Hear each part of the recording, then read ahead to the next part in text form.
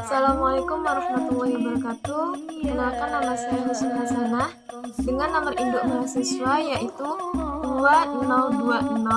202121014770 dari kelas 4 APAI.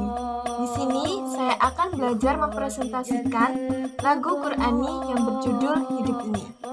Sebelum saya menjelaskan isi kandungan lagu Qur'ani Hidup Ini, saya akan menunjukkan lagu Qur'ani Hidup Ini. Nah, dan berikut adalah lagu Qur'ani Hidup Ini. Di sini dasar lagu Qur'ani Hidup Ini yaitu Quran Surat Az-Zumar ayat 5, yang artinya Dia menciptakan langit dan bumi dengan tujuan yang benar. Dia memasukkan malam atas siang dan memasukkan siang atas malam dan menundukkan matahari dan bulan. Masing-masing berjalan menurut waktu yang ditentukan. Ingatlah, Dialah yang Maha Mulia, Maha Pengampun. Dia menciptakan langit dan bumi dengan tujuan yang benar.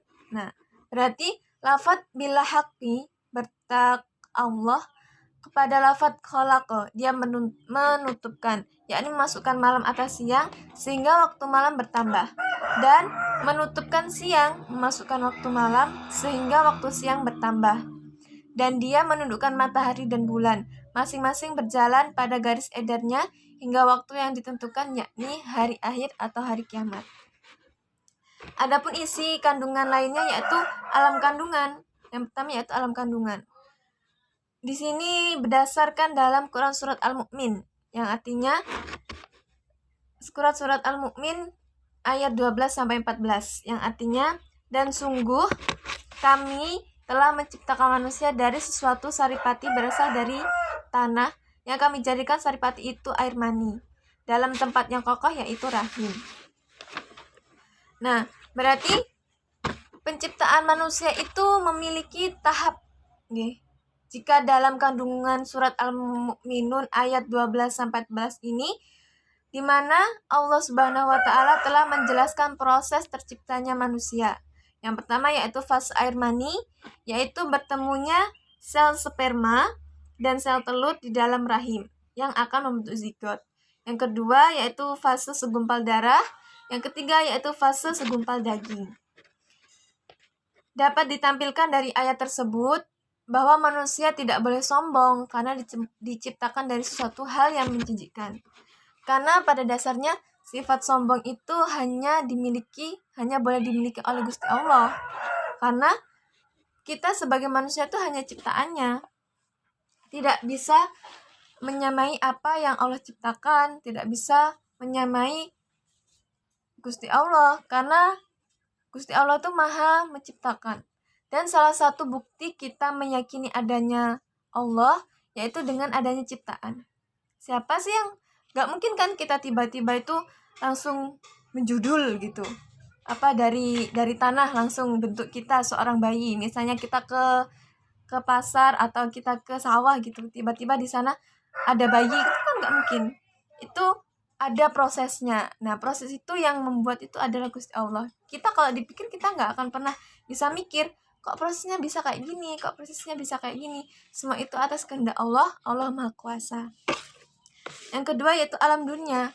Alam dunia kalau dalam bait lagu Qur'ani itu kan alam menanam, alam ujian. Nah, alam menanam itu maksudnya di mana kita itu menanam amal soleh, menanam amal untuk kita bawa di akhirat. Apa aja sih amalan yang bakal kita pertanggungjawabkan? Apa aja sih yang bakal kita beri, kita pertanggungjawabkan, kita kasih? Ya Allah, selama ini amal yang saya lakukan di dunia itu apa saja? Nah, itu adalah di alam dunia ini adalah kesempatan kita untuk menanam kebaikan-kebaikan dan pahala dan amal untuk di akhirat, untuk bekal di akhirat. Kemudian di dunia ini juga alam ujian. Jadi apapun ujiannya, misal kita ditimpa musibah, kehilangan orang-orang tersayang, apalagi sekarang kan musim pandemi, banyak yang tiba-tiba dipanggil sama Allah karena pandemi, itu termasuk ujian.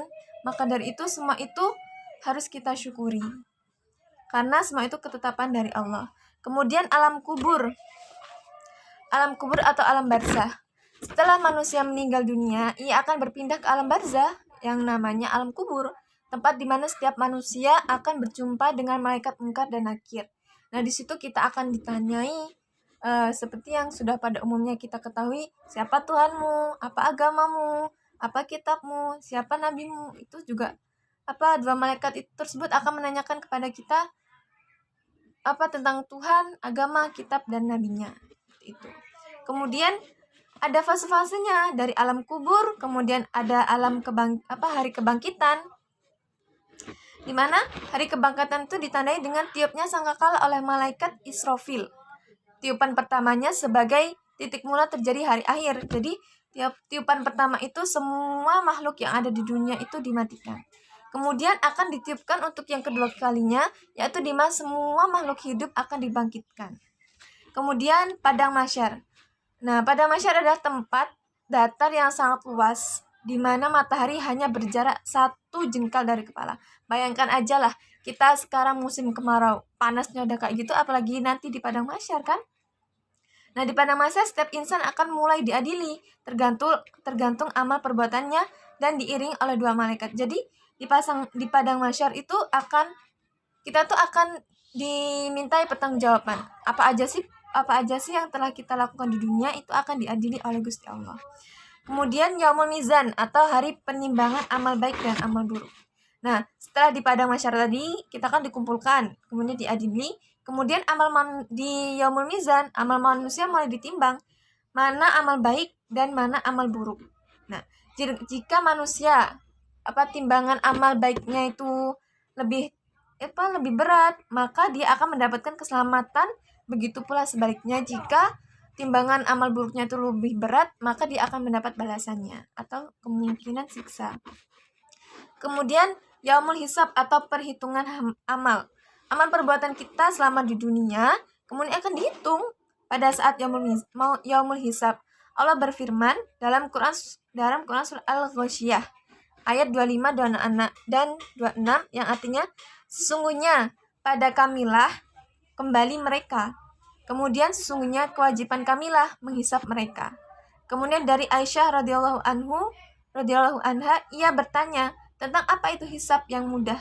Rasulullah lantas menjawab, Allah memperlihatkan kita hambanya, kemudian Allah memaafkannya begitu saja.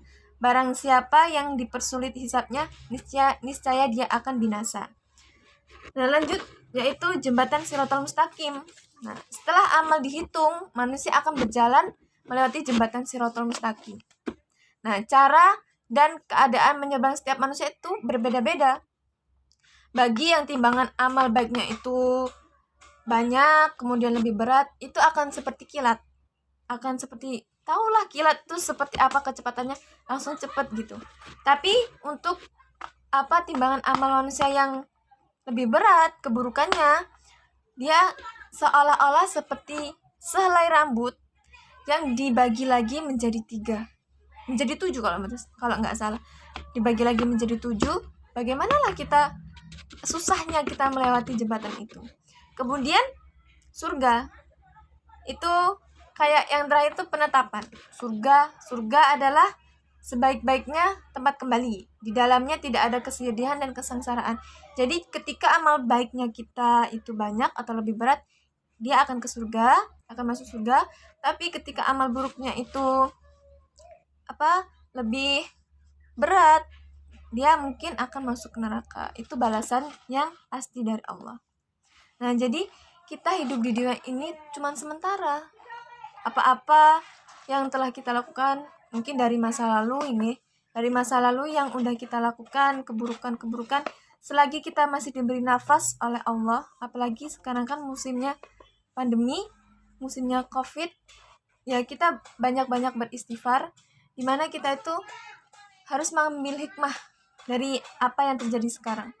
Untuk masa lalu yang buruk yang pernah kita lakukan, segeralah kita beristighfar, kemudian kita mohon ampun. Kita nggak tahu umur itu kapan kan?